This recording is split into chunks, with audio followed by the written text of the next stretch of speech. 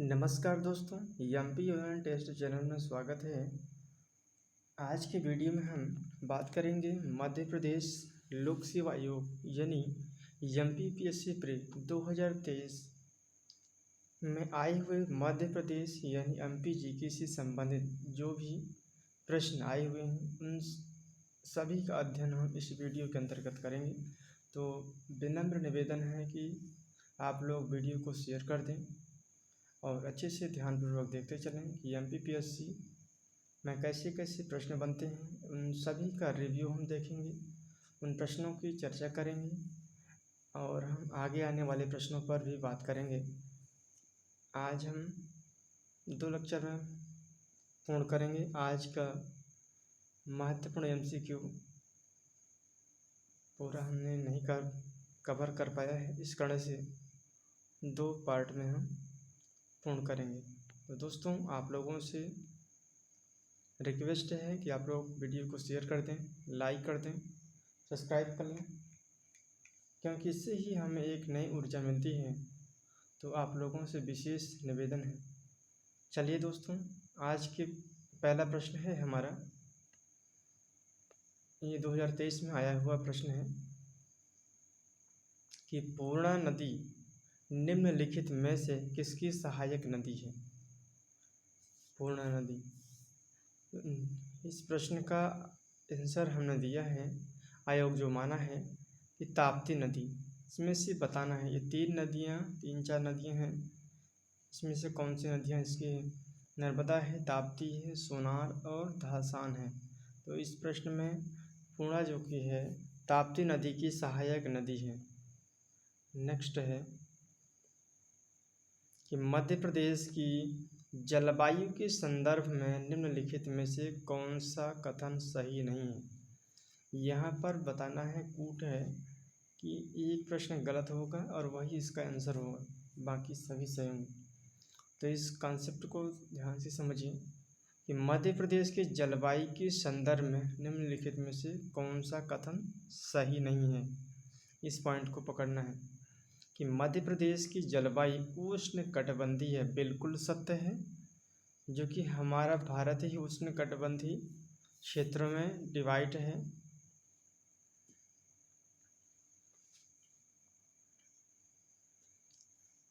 तो हमारा मध्य प्रदेश भारत के अंदर ही आता है, इसलिए मध्य प्रदेश ही हमारा उष्णकटिबंधीय मानसूनी जलवायु के अंतर्गत आता है। दूसरा है कि यह राज्य मानसूनी जलवायु के अंतर्गत आता है। तो आप लोगों ने देखा कि मध्य प्रदेश की जलवायु उष्णकटिबंधीय इलाके में भी आता है और ये राज्य की मानसूनी जलवायु के अंतर्गत भी आता है। ये दोनों कॉन्सेप्ट बिल्कुल क्लियर है। जब कभी प्रश्न यदि आपके प्री में आता है, कोर्ट में आए या फिर डायरेक्ट आए, तो ये बात ध्यान में रखना आवश्यक है। राज्य के दक्षिणी भाग में शीतोष्ण कटिबंधीय जलवायु पाई जाती है। राज्य के दक्षिणी भाग में, ये बिल्कुल गलत है। राज्य के दक्षिणी भाग में शीतोष्ण नहीं पाई जाती है, उपोष्ण पाई जाती है। राज्य के उत्तरी भाग में यह शीतोष्ण पाई जाती है। इसे 2 कटिबंध में बांटा गया, एक तो उत्तरी और एक दक्षिणी। तो दक्षिणी भाग को हम उपोष्ण कहते हैं और उत्तरी भाग को शीतोष्ण कटिबंधीय जलवायु के नाम से जानते हैं। तो इस प्रश्न का राइट आंसर यही हो जाएगा, ऑप्शन नंबर सी। लेकिन चौथा ऑप्शन भी देख लें, क्योंकि ये बहुत ही महत्वपूर्ण है और बहुत बेसिक है, तो इसे समझना है। कर्क रेखा इसके मध्य भाग से निकलती है।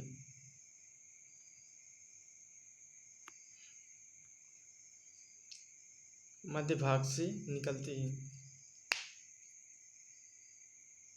एक बार फिर समझिए कि मध्य प्रदेश की जलवायु उष्णकटिबंधीय है, बिल्कुल सत्य है। यह राज्य के मानसूनी जलवायु के अंतर्गत आता है, बिल्कुल सही है।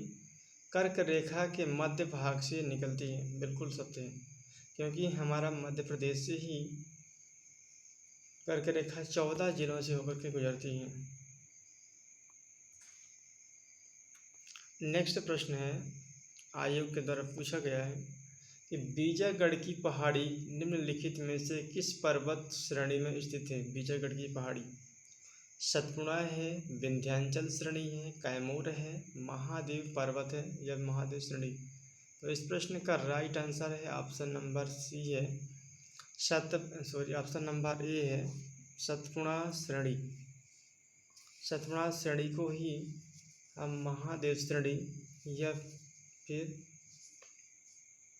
बीजागढ़ की पहाड़ी इन्हीं के अंतर्गत आते हैं। नेक्स्ट प्रश्न है कि मध्य प्रदेश में किस प्रकार के वन नहीं पाए जाते हैं। तो मध्य प्रदेश में किस प्रकार के वन पाए जाते हैं, तो यहाँ पर उष्णकटिबंधीय आर्द्र पतझड़ वन पाए जाते हैं, बिल्कुल सत्य है। उप आर्द्र पहाड़ी वन पाए जाते हैं, कांटेदार वन पाए जाते हैं। ये वन तो हमारे मध्य प्रदेश में पाए जाते हैं। उष्णकटिबंधीय आर्द्र पतझड़ वन, उप आर्द्र पहाड़ी वन, कांटेदार वन, लेकिन हमारे मध्य प्रदेश में अल्पाइन वन नहीं पाए जाते हैं। ये इस प्रश्न का राइट आंसर हो जाएगा।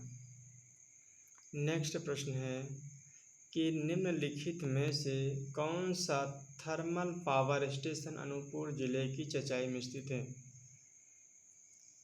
तो ये चचाई जो कि अमरकंटक पावर स्टेशन में स्थित है। थर्मल पावर स्टेशन अनूपपुर जिले के चचाई में स्थित अमरकंटक पावर स्टेशन है। यही इस प्रश्न का राइट आंसर है।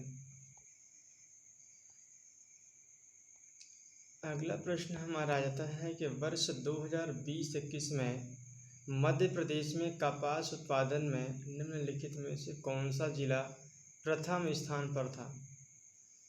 2020-21 में मध्य प्रदेश में कपास उत्पादन में निम्नलिखित में से कौन सा जिला प्रथम स्थान पर है।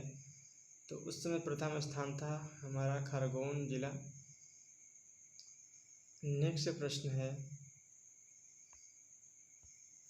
यहाँ पर भी कॉन्सेप्ट है, आप लोग अच्छे से समझिए कि बुनियादी सड़क सांख्यिकी 2018 और 19 के अनुसार मध्य प्रदेश के सड़क मार्गों के संबंध में निम्नलिखित में से कौन सा कथन सही नहीं है। इस पॉइंट को विशेष ध्यान रखना है, क्योंकि जल्दबाजी में हम लोग क्या करते हैं, ये गलत कर देते हैं। यहाँ नहीं देखते हैं कि कौन सा प्रश्न क्या बोला है, सही बोला है या फिर गलत बोला है।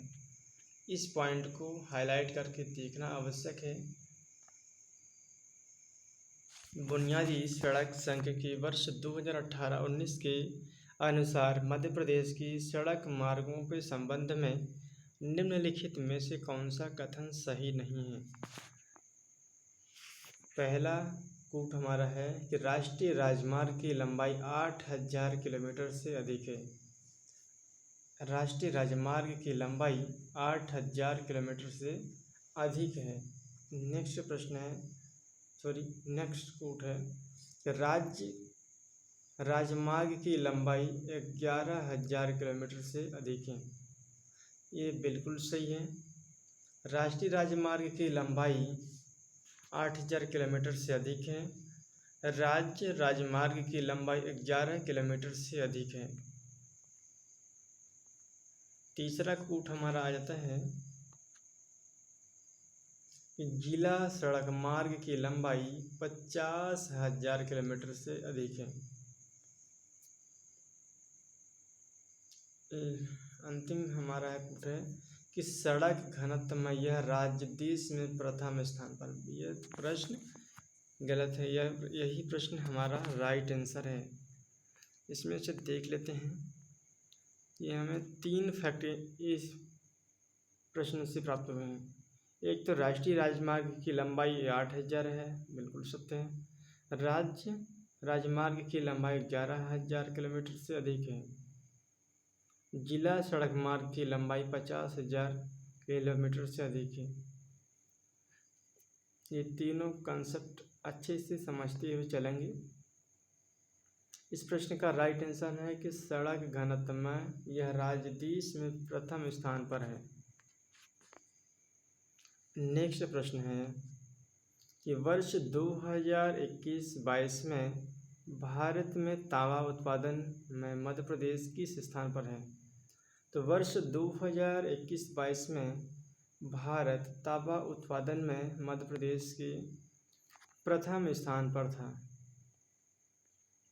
नेक्स्ट प्रश्न हमारा आ जाता है कि निम्नलिखित में से मध्य प्रदेश की कौन सी नदी 3 राज्यों में प्रवाहित होती है?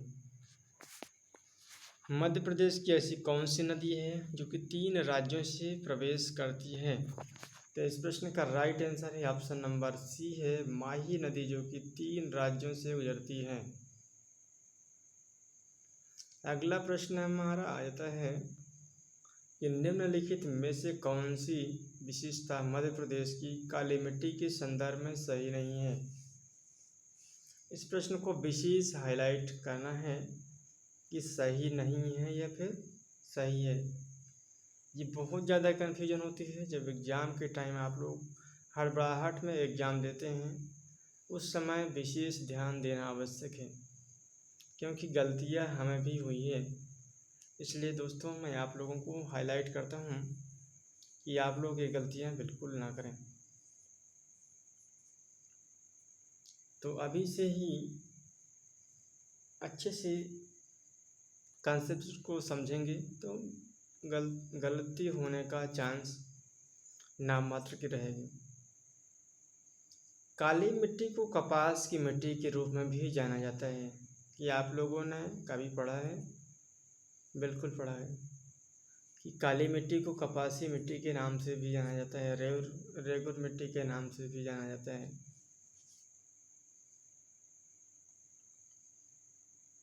मिट्टियों वाले जब चैप्टर हम पढ़ेंगे तो डिटेल से अध्ययन करेंगे, इसमें आप लोगों की परेशान होने की कोई ज़रूरत नहीं है।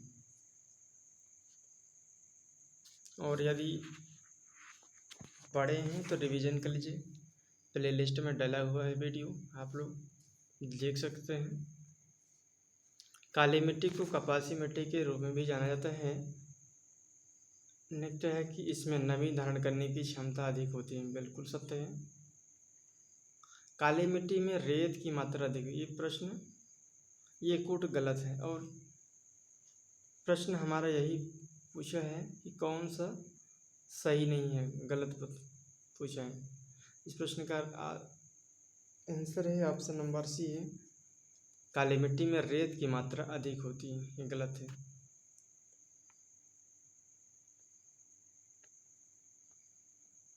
चौथा कोट देख लेते हैं।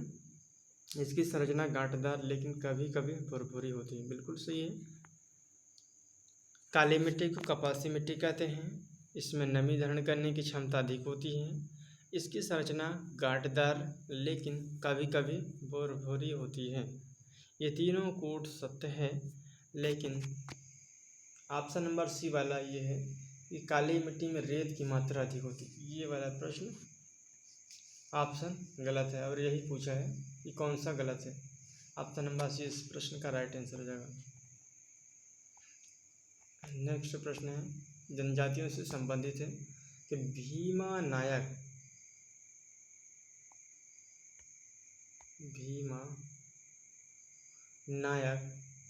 का संबंध किस रियासत से है? ये जनजाति महत्वपूर्ण है कि भीमा नायक का संबंध किस रियासत से है? ये हैं बड़वानी रियासत से हैं भीमा नायक जी। नेक्स्ट प्रश्न है कि जनजातीय नेता सीताराम कमल और रघुनाथ सिंह मंडलोई भिलाला अंग्रेज विरोधी क्रांति में कब शामिल हुए हैं? ये तीनों के तीनों अंग्रेज़ों के विरोधी हुए। इन्होंने कब शामिल हुए? ये तीनों व्यक्ति तीनों महत्वपूर्ण नेता, जो कि 1857 की क्रांति होती है और उन्हीं की वजह से ये शामिल हो जाते हैं।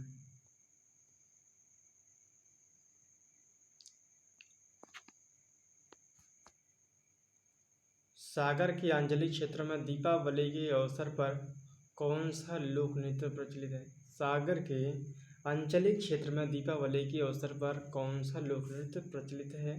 ये है ऑप्शन नंबर ए है मौनी नृत्य। नेक्स्ट प्रश्न है कि चित्रकूट धार्मिक स्थल को किस एक अन्य नाम से भी पहचाना जाता है। चित्रकूट को किस अन्य नाम से पहचाना जाता है। ये प्रश्न हमारा उस समय गलत हो गया था। हमने उस समय सोचा कि शायद आंसर दूसरा हो जाएगा, जगतपुरी, रामसिया, ब्रह्मपुरी या फिर कांकड़ा। तो इस प्रश्न का राइट आंसर है ऑप्शन नंबर सी हो जाएगा कि ब्रह्मपुरी के नाम से भी जाना जाता है चित्रकूट के अन्य नाम को। मुकुल किसकी प्रसिद्ध साहित्यिक रचना है। तो ये है सुभद्रा कुमारी चौहान की है। मुकुल जो है सुभद्रा कुमारी चौहान की है। नेक्स्ट प्रश्न है कि ऐतिहासिक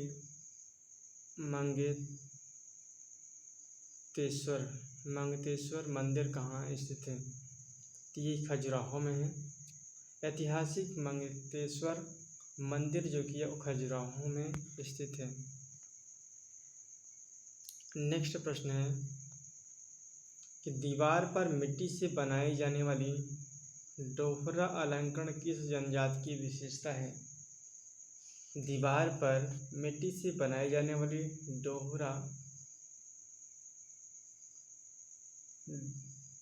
यहाँ पर नोह डोरा लिखा है। नोह डोरा अलंकरण किस जनजाति की विशेषता बताती है। तो ये गोंड जनजाति की विशेषता को बताती है। नेक्स्ट प्रश्न है कि रामचंद्रिका किसकी प्रसिद्ध रचना है। तो रामचंद्रिका जो कि केशव दास की रचना है। नेक्स्ट प्रश्न है स्वतंत्रता आंदोलन में निवाड़ी जिले की तौना, यहाँ पर थौना लिखा हुआ था लेकिन ऑप्शन एरर टाइप करने में नहीं आ रहा था, इस कारण हमने ये लिख दिया। यहाँ पर सुधार कर लीजिएगा। ये थौना पूछा, थौना लुहारी। थौना लोहारी गोलीकांड की घटना कब घटित हुई है। कब घटित हुई है। तो थौना लोहार की घटना जो की है 1939 में की गई है। नेक्स्ट प्रश्न है कि बाल कृष्ण शर्मा नवीन ने दो काव्य प्राणपण तथा आत्मोत्सर्ग किस पर लिखे हैं। तो ये हैं गणेश शंकर विद्यार्थी पर।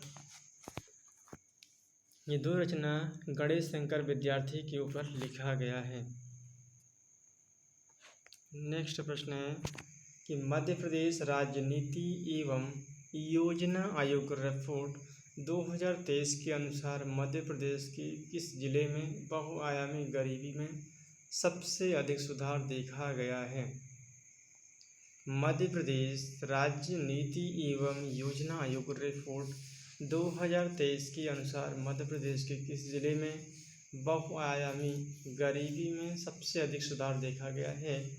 तो इस प्रश्न का राइट आंसर है ऑप्शन नंबर डी है अलीराजपुर डिस्ट्रिक्ट को देखा गया है। नेक्स्ट प्रश्न है व्यवसाय सुधार कार्य योजना नौ बिजनेस रिफॉर्मिंग एक्शन प्लान 2020 के लिए राज्यों के मूल्यांकन में मध्य प्रदेश का प्रदर्शन कैसा रहा है। व्यवसाय सुधार कार्य योजना नौ बिजनेस रिफॉर्म एक्शन प्लान 2020 के अंतर्गत राज्यों के मूल्यांकन में मध्य प्रदेश का प्रदर्शन कैसा रहा है। तो मध्य प्रदेश में अंडर अचीवर्स दर्जा दिया गया है। मध्य प्रदेश को टॉप अचीवर दर्जा दिया गया है। और नेक्स्ट है कि मूल्यांकन में मध्य प्रदेश को रेटिंग नहीं दी गई है। इस प्रश्न का राइट आंसर है ऑप्शन नंबर डी है कि मध्य प्रदेश को अचीवर्स का दर्जा दिया गया है। यही इस प्रश्न का आंसर हो जाएगा। नेक्स्ट प्रश्न है कि मध्य प्रदेश के निम्नलिखित जिलों में 2011 की जनगणना के अनुसार उनके 10 की जनसंख्या वृद्धि दर 2001 से 2011 के क्रम में निम्नतम से उच्चतम तक व्यवस्थित करें। मध्य प्रदेश के निम्नलिखित जिलों को 2011 की जनगणना के अनुसार उनके 10 की जनसंख्या वृद्धि दर 2001 से 2011 के क्रम में निम्नतम से उच्चतम तक व्यवस्थित करें। तो इस प्रश्न को हम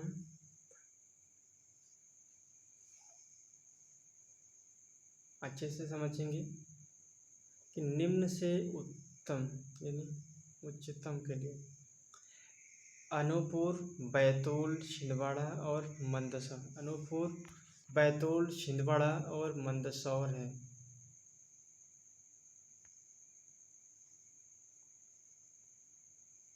नेक्स्ट प्रश्न है, टांटिया मामा आर्थिक कल्याण योजना का उद्देश्य क्या है? टांटिया मामा आर्थिक कल्याण योजना का उद्देश्य क्या है? यह है आदिवासी महिलाओं को निःशुल्क शिक्षा प्रदान करना है, अनुसूचित जनजाति के बीपीएल श्रेणी के लाभार्थियों को नए उद्योगों व्यवसाय के लिए कम लागत वाले उपकरण और कार्यशील पूंजी की आपूर्ति करना है, आदिवासी क्षेत्रों में बुनियादी ढांचे के विकास का वित्त पोषण करना है, आदिवासी युवाओं के बीच खेलों को बढ़ावा देना है। तो इस प्रश्न का राइट आंसर है दोस्तों ऑप्शन नंबर बी हो जाएगा। अनुसूचित जनजाति के बीपीएल श्रेणी के लाभार्थियों को नए उद्योगों व्यवसाय के लिए कम लागत वाले उपकरण और कार्यशील पूंजी की आपूर्ति करना है, यही इस प्रश्न का राइट आंसर हो जाएगा।